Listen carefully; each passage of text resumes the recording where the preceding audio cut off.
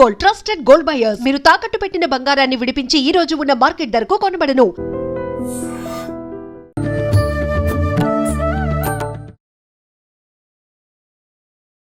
Welcome to I dream. Dharma Margam with Vijitha కార్యక్రమానికి స్వాగతం. ప్రస్తుతం మనతో పాటు ఉన్నారు శ్రీ శ్రీ శ్రీ ఆనంద శివకామేశ్వరి సన్నిధానం వ్యవస్థాపకులు శివకామేశ్వరి ఆనందమయ్య అమ్మగారు. ఇప్పుడు వారితో మాట్లాడదాం. అమ్మ నమస్తే. శ్రీమాత్రే నమః తల్లి. అమ్మ, ఈ ఆడవారి నెలసరి విషయానికి వచ్చేసరికి రకరకాల విమర్శలు. అంటే వాళ్ళు పూజలకి, వ్రతాలకి ఇలాంటి వాటికి దూరంగా ఉండాలి అని అంటే ఓకే, ఉండొచ్చు అనే భావన. అంటే ఎందుకు ఉండమంటున్నారు అనే విషయానికొస్తే, వాళ్ళ పరిస్థితి కొంచెం అంటే అప్పుడు శారీరకంగా, మానసికంగా వాళ్ళు వీక్‌గా ఉంటారు కాబట్టి, వాళ్ళకొక రెస్ట్ దొరకడం కోసమే పూజలకు, వ్రతాలకు దూరం ఉండాల్సిన అవసరం ఉంది అని ఎక్కడా చెప్పలేదు అని చెప్పి మాట్లాడే వాళ్ళున్నారు. లేదు అలా ఉండాలి అని చెప్పేవాళ్ళు ఉన్నారు. కొన్ని కొన్ని సందర్భాల్లో ఏమవుతుందంటే, వీళ్ళు ఇలాంటి ఆ డేస్‌లో ఉన్నప్పుడు ఇంట్లో గూడా అసలు నిత్య దీపారాధన కూడా పనికిరాదు. అంటే మగవారు పూజ చేయొచ్చు అని ఇంట్లో పూజ చేయిస్తూ ఉంటారు వాళ్ళతో ఆ సమయంలో. కానీ వాళ్ళు గూడా చేయడానికి పనికిరాదు. ఎందుకంటే వీళ్ళు ఈ రకంగా ఉన్నారు కాబట్టి అని చెప్పి. అంటే ఎవరికి తోచింది వాళ్ళు మాట్లాడేస్తున్నారు. అసలేంటి వాస్తవం ఏంటమ్మా? తప్పకుండా తెలియజేసే ప్రయత్నం చేస్తానమ్మా. యా దేవీ సర్వభూతేషు శక్తి రూపేణ సంస్థిత శ్రీమాత్రే నమః. శ్రీ గురుభ్యో నమః. నెలసరి సమయంలో స్త్రీలకు బదులుగా పురుషులు దీపారాధన చేయవచ్చా? మన సాంప్రదాయాన్ని గౌరవించి అయితే దీపం లేని ఇంట భోజనము చేయరాదు. ఇందులో రెండు ఉన్నాయి. శివలింగం లేని ఇంట్లో కానీ, దీపము లేని ఇంట కానీ భోజనము చేయరాదు.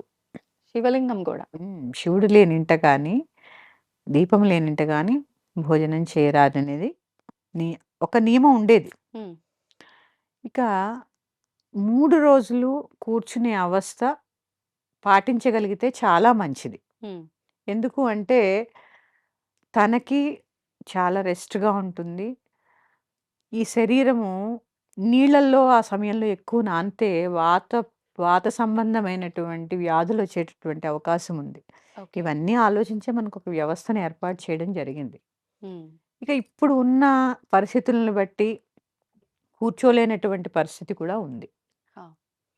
అప్పుడు స్నానం చేసి అన్నీ ముట్టుకోకుండా, ప్రతీదీ వెళ్ళి ముట్టుకోకుండా, ఎందుకు అంటే నువ్వు ఒక క్లెన్సింగ్ ప్రాసెస్‌లో ఉన్నావు. ఈ క్లెన్సింగ్ ప్రాసెస్‌లో ఒక ఇంప్యూరిటీ, నీ శరీరంలో ఉండేటటువంటి చెడు వ్యర్థాలన్నీ కూడా బయటకు వెళ్ళిపోతూ ఉంటాయి కదా. అది చర్మగంధుల ద్వారా కూడా బయటకు వెళతాయి. సైంటిఫిక్ కదా ఇదంతా.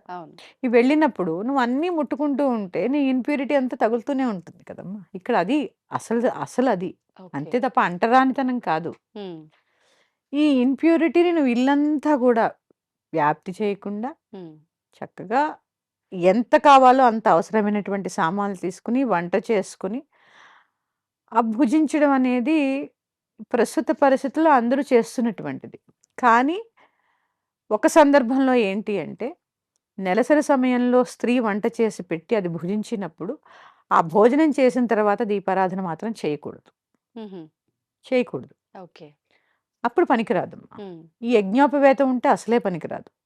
ఈ వీళ్ళు కూడా 3 రోజులు ఆవిడ వండిన ఆహారాన్ని భుజించినప్పుడు మళ్ళీ 4వ రోజు ఆవిడకి శుద్ధి అయిన తర్వాత 5వ రోజు వీళ్ళు కూడా యజ్ఞోపవేతం మార్చుకుని అప్పుడు పూజ చేసుకోవాలి తప్ప యజ్ఞోపవేతం ఉన్న వారికైతే పనికిరాదని నేను భావిస్తాను. ఎందుకంటే వాళ్ళు వండిన ఆహారాన్ని, ఎందుకంటే ఆ సమయంలో అక్కడ వాళ్ళు వండినది తినకూడదని కాదమ్మా, ఆ సమయంలో స్త్రీని బాధ పెట్టకూడదు. అందుకే ఆ సమయంలో వీరు వండిన భోజనం తింటే బ్రహ్మహత్యా పాతకం చుట్టుకుంటుంది అంటే అది స్త్రీ యొక్క తప్పు కాదు.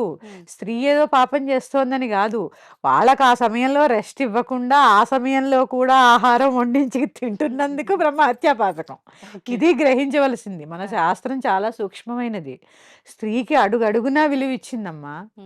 అందుకే ఏది మొదలుపెట్టినా ముందు ఏం చెప్పింది? మాతృదేవో భవ, తర్వాతే పితృదేవో భవ. అందుకే అమ్మ స్థానానికి అంత గొప్ప విలువనిచ్చినటువంటి ధర్మం నా హిందూ ధర్మం. ఇలా చూసుకుంటూ వెళితే ఒక్కొక్క దాంట్లో ఒక్కొక్క సూక్ష్మం. లేదు, చక్కగా ఆవిడ వండినటువంటి భోజనం చేయడం లేదు, ఈవిడ కలిసి ఉన్నా కూడా ఆవిడ వండినటువంటి భోజనం చేయడం లేదు, వీరు స్నానం చేసి చక్కగా పూజ చేసుకొనవచ్చు. ఓకే. చేసుకోవచ్చు. హుహు. ఎలాంటి తప్పు లేదు. వండిన ఆహారం తింటేనే తప్పు. హ్మ్. అది కూడా ఎందుకో చెప్పాను, అది తప్పు కాదు. అవును. అవును. ఆ సమయంలో ఆవిడకి శ్రమ కలిగిస్తున్నందుకు వచ్చేటటువంటి దోషం. ఓకే. ఓకే. హ్మ్. ఆహా! అందుకని లేదు, చెప్పాను కదా, హ్మ్. ఆహారం భుజించట్లేదు. పూజించట్లేదు. చక్కగా స్నానం చేసుకోమనండి, పూజ చేసుకోమనండి. లేదు తెల్లవారు రాత్రి భోంచేసేసి నిద్రపోతారుగా, అవును. పొద్దున్నే పొద్దున. చక్కగా తలారా స్నానం చేసేసుకోండి. పూజ గది మీరే శుభ్రం చేసుకోండి. హ్మ్. వీరు లేవకముందేనండి. వీరు ఆహా! నిద్ర లేవకముందే దీపారాధన కార్యక్రమం ముగించుకుని నివేదన చేసి ఆ తలుపు దగ్గరగా వేసేసి వచ్చేసేయండి బయటికి. ఓహ్! మరి వీరు లేచిన తర్వాత పూజ చేయడం అనేది కరెక్ట్ కాదు. చేయకూడదలా. చెప్పాను కదా, ఇప్పుడే ఒక క్లెన్సింగ్ ప్రాసెస్‌లో ఉన్నప్పుడు అవును. శుభ్రపడుతోంది మన శరీరం. హ్మ్. ఆ శరీరం శుభ్రపడుతున్నప్పుడు చాలా అవస్థలుంటాయి. హ్మ్. చూడండి, ఇల్లు శుభ్రం చేస్తున్నప్పుడు బోలెడు అదేమంటారు? దాన్ని ఉంటాయి కదమ్మా! బూజులు. బూజు. హ్మ్. ఇది గూడా అంతే. మన హ్మ్. లోపల నుంచి క్లెన్స్ అవుతోంది గదమ్మా! అవును. క్లెన్స్ అవుతున్నప్పుడు కొన్ని వ్యర్థాలు వస్తూ ఉంటాయి బయటికి. అందుకే కొద్ది కొద్దిగా దుర్వాసనలు రావడం ఇవన్నీ ఉంటాయి. అవును. ఈ క్రమంలో చేసుకోవాల్సినటువంటిది తేలికైన పద్ధతి ఇది. వారు హ్మ్. లేవక మునిపే ఆ గది శుభ్రం చేసుకోవాలి, పూజ చేసుకోవాలి, వచ్చేసేయాలి. హ్మ్. మళ్ళీ మరుసటి రోజు స్నానం చేసే వరకు కూడా అవేవి కూడా తాకడం గానీ, లోపలికి వెళ్ళడం గానీ చేయకూడదు. ఇప్పుడు కొన్ని కొన్ని సందర్భాల్లో అమ్మ కిచెను, పూజ రూము పక్కపక్కనే ఉంటుంటాయి. హ్మ్.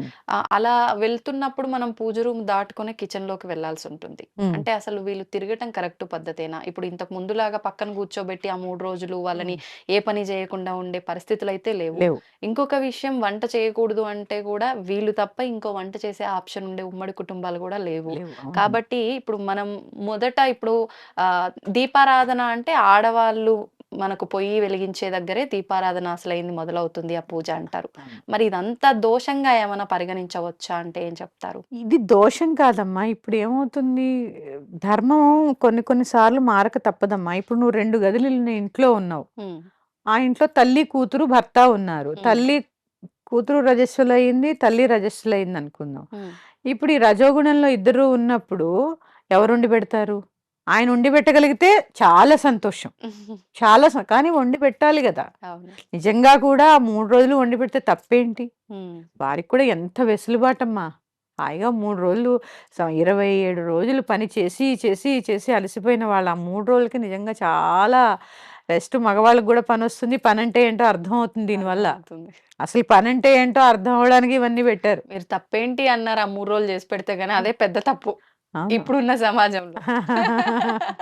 ఇప్పుడు అంటే ఆహ్, ఆడవాళ్ళంటే అన్నపూర్ణలే కాదనట్లేదు గానీ, ఆరోగ్యం బాలేనప్పుడో, ఇలాంటి సందర్భాలొచ్చినప్పుడో మగవాళ్ళు గనక వంట కార్యక్రమం తీసుకుంటే వీళ్ళెందుకు కూర్చోరండి? ఇదెందుకు ఆలోచించట్లేదు? ఎంతసేపు స్త్రీనే ఎందుకంటారు? హ్మ్. ఆడవాళ్ళు కూర్చోలు, కలిపేస్తారు, ఇది జేస్తారు, అది ఆ! చేస్తారు అని ఎప్పుడూ స్త్రీనే మనం వేలెత్తి విమర్శిస్తాం. చూపిస్తూ ఉంటాం గానీ, ఆ కూర్చునే వెసులుబాటు ఇంట్లో ఎవరు కల్పిస్తున్నారు? అవును. అటు అత్తమామలు గాని, ఇటు భర్త కానీ, హ్మ్. కొంచెం ఆ 3 రోజులు వాళ్ళు చేస్తే వీళ్ళెందుకు కూర్చోరు? అవును. అప్పుడసలు ఈ ప్రశ్నలకే ప్రశ్నలు ఉద్భవించేటటువంటి అవకాశం అవకాశమే ఉండదు. లేదు. అవును. ఎటువంటి ఇంప్యూరిటీ ఉండదు. హ్మ్. కలిపేస్తున్నామేమో అనే బాధ ఉండదు. హ్మ్. నిజంగా కూడా మనం అలాంటి ధర్మం, ఎందుకంటే మన ధర్మాన్ని మనం పాటిస్తాం గాబట్టి, అవును. ఇది మన ధర్మం అని మన మన రక్తంలో నాటుకుపోయింది. హ్మ్. హ్మ్. ఎందుకంటే ఆ సమయంలో కూర్చోవాలి అనేది మన ధర్మం. ధర్మం. అందుకని చెప్తున్నాను గదమ్మా! కొన్ని కొన్ని సార్లు ధర్మాలు గూడా మారుతూ ఉంటాయి. ఈ దీపారాధన అనేది అసలు నిత్య దీపారాధన లేని ఇంట్లో భోజనం చేయకూడదు. ఇప్పుడమ్మా నిత్య దీపారాధన వరకైతే ఓకే. హ్మ్. లేదు ఇలా ప్రత్యేకమైన వ్రతాలు, నోములు ఇలాంటి పూజలేమైనా వచ్చినప్పుడు, హ్మ్. ఇంట్లో ఒక ముగ్గురు ఆడవాళ్ళున్నారు, ఇద్దరున్నారు అనంటే ఎవరికి ఏ టైంలో ఉంటుందనేది మనం హ్మ్. చెప్పలేం. అందరికీ ఒకేసారి ఉండాలని లేదు. అవును. ఇప్పుడు ఫర్ ఎగ్జాంపుల్ వరలక్ష్మి వ్రతమే తీసుకోండి. ఈ మాసంలో వస్తోంది గదా! ఆ రోజున వీళ్ళు వ్రతం ఆచరించే టైంలో ఇంట్లో మిగతా వాళ్ళకేమైనా పీరియడ్స్ ఉంటే ఈ ప్రత్యేకమైన పూజలు, ఈ వ్రతాలు చేసుకోవచ్చా? వాళ్ళు కలపొద్దమ్మా ఇంట్లో. వాళ్ళని దూరంగా ఉంచి దూరంగానే ఉంచాలి. హ్మ్. ఎలా కలుపుతారు? కలిపి ఎలా పూజ చేస్తారు? హ్మ్. కలపకుండా పక్కన కూర్చోబెట్టే పూజ ఆచరించాలి. హ్మ్. ఎందుకంటే మన ధర్మాన్ని ఆచరించవలసినటువంటి కొన్ని సాంప్రదాయాలు, ధర్మం అనే కన్నా కొన్ని సాంప్రదాయాల్ని స్త్రీలే పాటించి ముందుకు తీసుకెళ్ళాలి. హ్మ్. అలాంటి వాటిల్లో ఇదొకటి. అది అంటరానితనం కాదు, నీ గురించి నీకు పెట్టినటువంటి ఒక వ్యవస్థ. హ్మ్.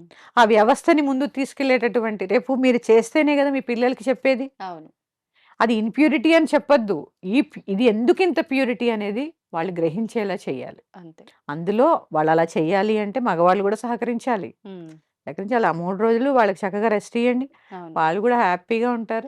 ఇప్పుడు మీరు ఇందాక అన్నట్టు నిత్య దీపారాధనలో అయితే వీరు పడుకొని ఉండగానే వీళ్ళు ఈ దీపారాధన అంతా చెయ్యాలి. చేయాలి. మరి ఇప్పుడు ఈ వ్రతాలు ఇలాంటి సమయంలో అయితే మనం అంత ఎర్లీ మార్నింగ్ అయితే ఏం చేయం. చేసుకుంటే ఈవినింగ్ చేసుకుంటారు. లేదంటే కాస్త 9, 10 లోపు అంతా అయిపోయేటట్టు చేసుకుంటారు.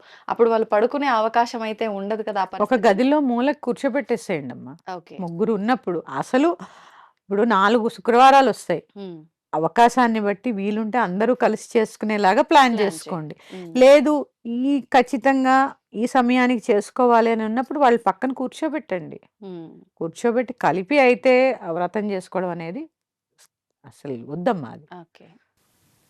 ఇదే చెప్తున్నాను, ఇంప్యూరిటీలో ప్యూరిటీని కలపద్దు. హ్మ్. భగవంతుడు అనేది మనం నమ్మేటటువంటి శుద్ధ చైతన్యమైనటువంటి ప్యూరిటీ. అవును. ఆ ప్యూరిటీలో ఇంప్యూరిటీలు ఏవి ఉండకూడదు. హ్మ్. మనసులో ఉండకూడదు, శరీరంలో ఉండకూడదు, ప్రకృతిలో ఉండకూడదు. అంతే. ఇది గ్రహించాలి అందరూ. ఓకే. మరి యొక్క అంశంతో మీ ముందుకు వస్తాను. శ్రీమాత్రే నమః. స్వస్తి. ధన్యవాదాలమ్మా. దీన్ని తవ్వండి, తవ్వుతూనే శివలింగం. పరమాత్మకు జీవా సరే దాన్ని అట్లా కప్పేసేయండి, చూపించదండి. Krishna is there. మూర్తి పూజ కాదు, సాక్షాత్ బ్రజేంద్ర నందన భగవాన్ ఉన్నారు మూర్తిలో. ఏమీ ఆశించకుండా ఆరాధించే వాళ్ళు కూడా ఉన్నారా ప్రభుజీ? నిజమైన భక్తి అంటే మనకు తెలియదు కాబట్టి